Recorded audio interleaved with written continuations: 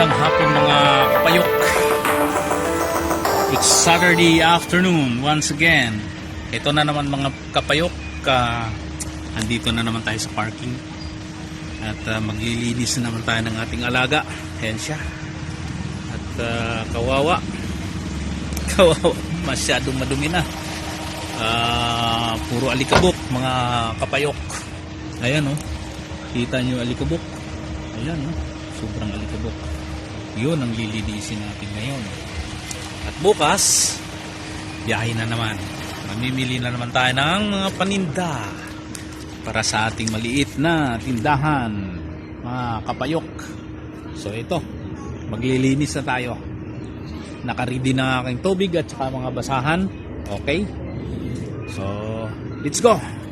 Maglilinis na tayo. Alright. We're back mga kapayok. Ngayon natapos na nating linisin yung labas. Inabot tayo ng 1 oras kapupunas. Punas lang yun sa labas, hindi pa washing yun. Punas-punas lang. Ngayon nandito tayo sa loob. At punas-punas pa rin.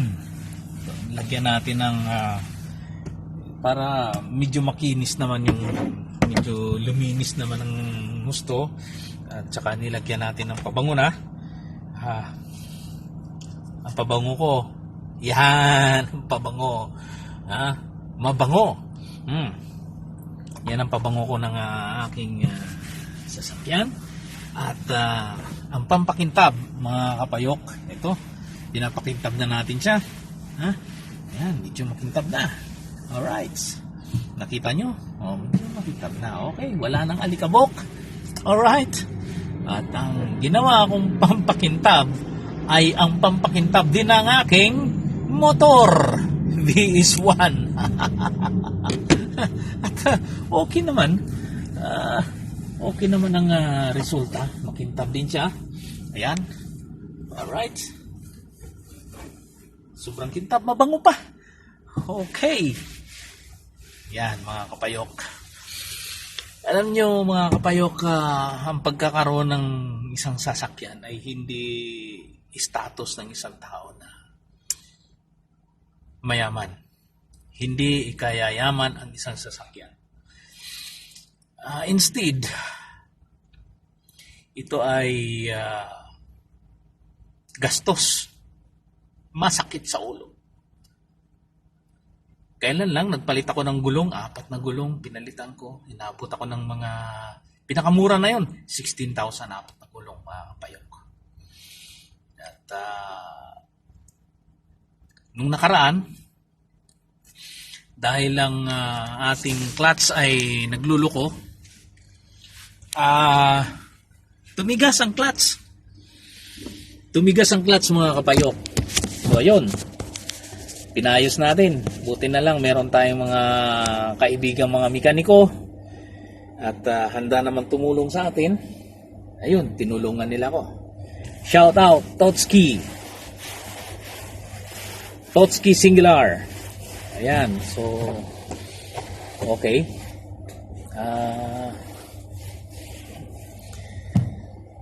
Naayos naman. At yun,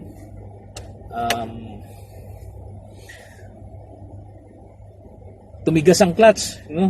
So hindi namin malaman ngayon kung anong nangyari.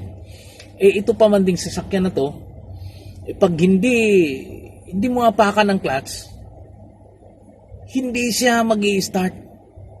So wala, kinabahan na ako, namatay ako tumirik ako sa gitna ng daan. Buti na lang nandiyan na sa tapat ng tindahan ko. So buti it's a Sunday, wala namang traffic. So walang gaanong sasakyan at buti na lang nandyan yung mga tanod. Kapitbahay namin kasi kapitan eh. So yun, tawag ako ng mga tanod, mga tanod, tulak. Ayun, naitabi namin. So tinawagan ko agad yung mekaniko. Parang kapatid ko na rin yung mekaniko namin, si Totski Singular. Napakagaling na mekaniko. Gas, diesel, sisiw, kapayok, sisiw. So yun, nagawa. Nilinis lang yung loob ng loob ng secondary clutch. Nilinis. Ayun, okay na, gumana na ulit. So smooth na smooth. Nilagay ko na grasa na hindi yung grasa na ordinary. Ginawa ko yung high temperature na grasa. So yun, para panigurado, di baling mahal, basta sure bull. Yun, sigurado sa takbo. Ngayon pag-apak mo, smooth na. Yun. At salamat at alam mo, mga kaibigan tayo na parang kapatid na rin ng turingan namin. Yun, mula pa nung luma kong sasakyan, yung aking Light Ace, siya din ang nagmi-maintain noon ng ayos. Ayun. So, yun mga kapayok. Ang sasakyan, masakit sa ulo. Kung wala lang negosyo na maliit, wala lang konting negosyo, pinagkakitaan na kailangan ng sasakyan, tingin ko hindi ako magkakaroon ng sasakyan. Paano gusto magkasasakyan para pasikat lang? Pero hindi.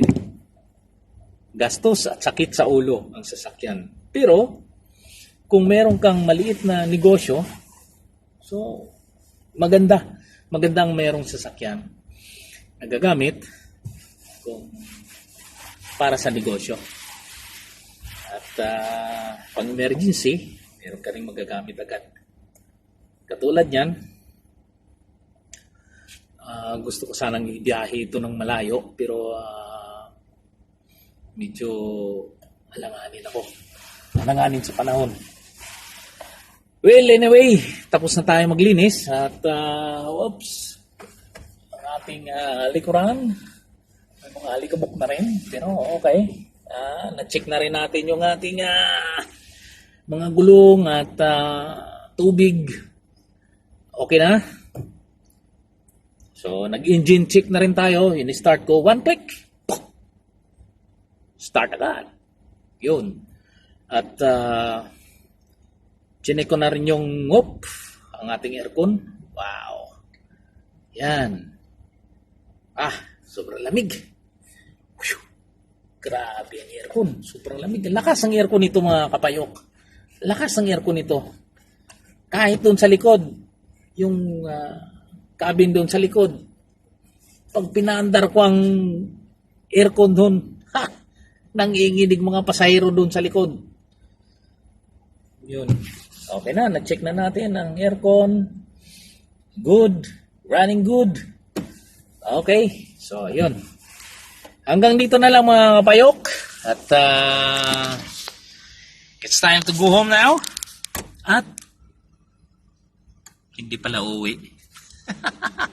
Pupunta na akong tindahan at tendero naman ako ngayon.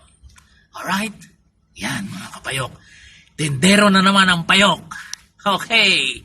So that's all for today mga kapayok. Hanggang sa muli. Bye-bye.